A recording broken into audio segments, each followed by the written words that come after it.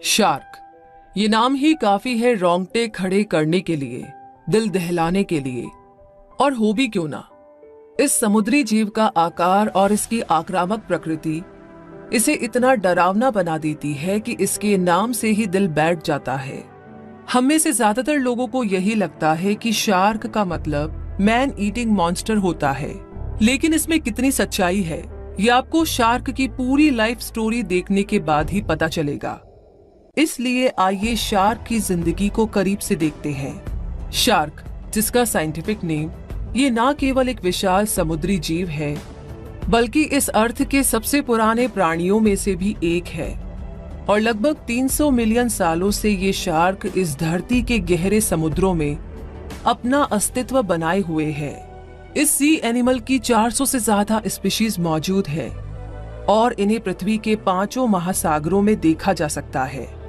ऐसा नहीं है कि शार्क सिर्फ महासागर में ही रहा करती है, बल्कि ये फ्रेश वाटर लेक्स में और नदियों में भी देखी जा सकती है। ज्यादातर शार्क्स को ठंडे पानी में स्विम करना ही पसंद आता है, क्योंकि इनका बॉडी टेम्परेचर कोल्ड होता है और ज्यादातर शार्क्स कोल्ड ब्लडेड होती है। बस ग्रेट व्हाइट शार्क थोड़ी वार्म ब्लडेड होती है, ताकि वो शिकार को पकड़ते समय तेजी से उसका पीछा कर सके। ग्रेट व्हाइट शार्क के अलावा भी शार्क स्पीशीज बहुत सारे कलर्स में पाई जाती है, जैसे grey, cream, brown, yellow, slate और ब्लू कलर। कलर्स के अलावा शार्क में बहुत सी शेप्स और साइजेस भी देखी जा सकती है। कुछ अनोखी शार्क्स भी होती है जिन्हें देखकर उनकी बनावट पर हैरानी जताई जा सकती है, जैसे हैमर हेड शार्क, जिसके सिर की बनावट हैमर जैसी होती है। यूं तो शार्क समुद्र का एक विशाल जीव है, लेकिन समुद्र की सबसे बड़ी फिश व्हेल शार्क होती है, जो 18 मीटर तक बड़ी हो सकती है और इनका वजन 40 टन तक हो सकता है। इस व्हेल शार्क पर जो स्पॉट पैटर्न बने होते हैं वो उतने ही यूनिक होते हैं जितने हमारे फिंगरप्रिंट। व्हेल शार्क असल में व्हेल नहीं होती है, बल्कि शार्क ही होती है। इसे व्हेल शार्क इसलिए कहा जाता है क्योंकि इसमें व्हेल्स जैसे कई फीचर्स पाए जाते हैं, जैसे व्हेल की तरह बड़ा साइज। इसी तरह अक्सर व्हेल और शार्क में कंफ्यूजन होने लगता है, जबकि ये दोनों एक दूसरे से साइज और वजन में अलग होती है। व्हेल मैमल्स होती है, जबकि शार्क एक तरह की फिश होती है। व्हेल शार्क की तुलना में ज्यादा बड़ी और वजन में बहुत ज्यादा होती है और उनका शरीर हड्डियों से बना होता है, जबकि शार्क्स का नहीं। व्हेल शार्क के बाद दुनिया की second largest fish basking shark होती है, जो 14 मीटर्स तक लंबी हो सकती है और 5 टन से ज्यादा इसका वजन होता है। हमें लगता है कि इतनी बड़ी शार्क्स यानी बहुत बड़ा खतरा, लेकिन चौंकाने वाली बात यह है कि ये दोनों ही शार्क हार्मलेस होती है, यानी ये विशालकाय शार्क्स इंसानों को खतरा पहुंचाने का कोई इरादा नहीं रखती है, बल्कि ये तो फिल्टर फीडर होती है जिनका फेवरेट मील प्लैंकटन होता है, जिसमें छोटे प्लांट्स, प्रोटोजोआ, लार्ज एनिमल्स के अंडे वगैरह आते हैं। इसके आसपास कोई छोटी मछली भी घूम रही हो तो उसे भी शार्क के पेट में जाना पड़ता है। जहां बड़ा है वहां छोटा भी होता है, इसीलिए सबसे छोटी शार्क ड्वार्फ लैंटर्न शार्क होती है। ये इतनी छोटी होती है कि आपके हाथ में समा जाए, बशर्ते आप उसे हाथ में लेना चाहे। और ग्रेट व्हाइट शार्क को साइज के बेस पर इन सबसे बड़ी और सबसे छोटी शार्क्स के बीच में कहीं रख सकते हैं। व्हेल शार्क और बास्किंग शार्क के अलावा बाकी सारी शार्क्स की डाइट में छोटी शार्क, फिश स्क्विड, ऑक्टोपस और शेल फिश शामिल होते हैं। लेकिन अगर शार्क की ज्यादा हिंसक प्रजातियों की बात करें तो इनमें सबसे बड़ी होती है वोरेशियस 6 मीटर व्हाइट शार्क, जो सील, डॉल्फिन, लार्ज फिश और कभी कभी इंसानों पर भी अटैक कर देती है। शार्क की ऐसी 4 स्पीशीज है जो सबसे ज्यादा डेंजरस साबित होती है: tiger shark, bull shark, great white shark और ओशियनिक व्हाइट टिप। लेकिन हर शार्क इतनी ही खतरनाक हो ऐसा जरूरी नहीं। Pot Jackson shark, leopard shark, blind sharks, nurse sharks, whale sharks, basking sharks और एंजल शार्क्स कुछ ऐसी शार्क्स है जो सबसे कम खतरनाक होती है, जिन्हें हम हार्मलेस शार्क भी कह सकते हैं। बशर्ते डाइवर्स उन्हें बेवजह तंग ना करे। शार्क केवल अपने बड़े आकार की वजह से ही फुर्तीली और इतनी खतरनाक नहीं होती है, बल्कि उसमें हाईली डेवलप्ड सेंसेस पाए जाते हैं जो उसे इतना पावरफुल बनाते हैं, जैसे उसका sixth sense, powerful sense of smell, good eyesight और सुनने की गजब क्षमता। शार्क का कमाल का सिक्स्थ सेंस उसके सिर में मौजूद इलेक्ट्रो रिसेप्टर्स की वजह से होता है, जो ऐसी स्पेशल सेल्स का नेटवर्क होता है जो इलेक्ट्रिसिटी को डिटेक्ट कर सकता है। इनका यूज शार्क हंटिंग और नेविगेशन में करती है, और इसी की बदौलत शार्क रेत में छुपी मछली को भी ढूंढ निकालती है। शार्क के जबरदस्त सेंस ऑफ स्मेल में ब्रेन का हाथ होता है, क्योंकि शार्क का ब्रेन नॉर्मल बॉडी फंक्शंस के लिए तो रिस्पॉन्सिबल होता ही है, लेकिन इस ब्रेन के टोटल वेट का 2/3 हिस्सा स्मेल को डेडिकेट होता है। इसी वजह से शार्क में पावरफुल स्मेल सेंस होता है और वो स्मेल के लिए सुपर सेंसिटिव होती है, जो उसके सर्वाइवल के लिए जरूरी भी है। जबरदस्त सेंस ऑफ स्मेल की बदौलत शार्क बहुत दूर से भी ब्लड की स्मेल तो पहचान लेती है, लेकिन फिर भी उसे ये नहीं पता होता कि ब्लड दिखता कैसा है, क्योंकि ज्यादातर शार्क्स कलर ब्लाइंड होती है और वो रेड कलर नहीं देख पाती है। लेकिन ऐसा नहीं है कि शार्क कोई भी कलर नहीं देख पाती हो, बल्कि येलो जैसे ब्राइट कलर के प्रति शार्क जल्दी से अट्रैक्ट होती है और वो कलर्स की रेंज को भी देख सकती है। कलर ब्लाइंडनेस का उसके विजन से कोई रिलेशन नहीं है। शार्क का विजन बहुत ही अच्छा होता है और अंधेरे में देखना शार्क के लिए बाएं हाथ का खेल है। मतलब डार्क लाइटेड एरियाज में भी ये सी एनिमल बड़ी आसानी से अपने शिकार को ढूंढ लेती है। शार्क इलेक्ट्रोमैग्नेटिक फील्ड्स को आसानी से पहचान सकती है और ओशियन में होने वाले टेम्परेचर के बदलाव को भी, क्योंकि उसके पास special electro receptor organs ampullae of Lorenzini होते हैं, जो उसकी नाक, आंखों और मुंह के पास स्मॉल ब्लैक स्पॉट्स के रूप में पाए जाते हैं। और जहां तक इसके सुनने की कैपेसिटी की बात है, तो ये सी एनिमल 10 हर्ट्ज से 800 हर्ट्ज फ्रीक्वेंसी तक की आवाजें सुन सकती है। लो फ्रीक्वेंसी सिग्नल्स के प्रति शार्क सेंसिटिव होती है, तभी तो जख्मी शिकार की आवाज को पहचानना इसके लिए बहुत ही आसान होता है और ये तेजी से उस दिशा में बढ़ जाती है जहां उसे अपना खाना मिलने वाला होता है। ये भी हैरान करने वाली बात है कि शार्क का साइज तो बड़ा होता है, लेकिन उसमें हड्डियां नहीं होती और हर शार्क में कार्टिलेज स्केलेटन होता है बजाय हड्डियों के। ये शार्क का एक बहुत ही अलग फीचर है। इस अनोखे स्ट्रक्चर की वजह से शार्क पानी में बहुत ही तेजी से गति कर पाती है। खास बात ये भी है कि इसी स्केलेटन की वजह से शार्क पानी में तैर पाती है, वरना तो ये पानी में डूब जाती, क्योंकि इसकी बॉडी में स्विमिंग ब्लैडर तो होते नहीं है। लेकिन अगर शार्क में बोन्स नहीं होती है तो इनकी बॉडी को शेप कैसे मिलती है? असल में शार्क की स्किन छूने पर सैंड पेपर जैसी फील होती है, जिस पर छोटे छोटे दांतों जैसे स्ट्रक्चर प्लेकॉइड स्केल्स पाए जाते हैं, जिन्हें डर्मल डेंटिकल्स भी कहा जाता है। ये शार्क की स्किन को कवर करते हैं और उन्हें राइट शेप बनाए रखने में हेल्प करते हैं। ये पानी में फ्रिक्शन कम करने में भी मदद करते हैं। शार्क के नुकीले दांतों के बारे में तो सभी जानते हैं। ये दांत बहुत ज्यादा नुकीले होते हैं क्योंकि ज्यादातर शार्क्स मीट ईटर होती है। लेकिन चौंकाने वाली बात ये है कि शार्क के दांत हमेशा गिरते रहते हैं और उसके पीछे वाले दांत आगे से गिरे दांतों की जगह लेते रहते हैं। यानी शार्क हमेशा अपने नुकीले दांतों के साथ शिकार करने को तैयार रहती है। और पूरे लाइफ टाइम में शार्क के लगभग 30,000 दांत आते हैं। इंसानों की तरह शार्क में एक लीवर भी पाया जाता है, लेकिन इसका इस्तेमाल वो अपने तरीके से करती है। यानी शार्क अपने लीवर में ऑयल को काफी लंबे टाइम तक स्टोर करके रखती है। इस ऑयल की वजह से शार्क को जल्दी जल्दी खाने की जरूरत नहीं पड़ती। इस ऑयल रिजर्व की मदद से शार्क हफ्तों, महीनों और 1 साल तक बिना खाए सरवाइव कर सकती है। और जैसे ही इस ऑयल का स्तर लीवर में कम होने लगता है, शार्क फिर से शिकार पर निकल जाती है।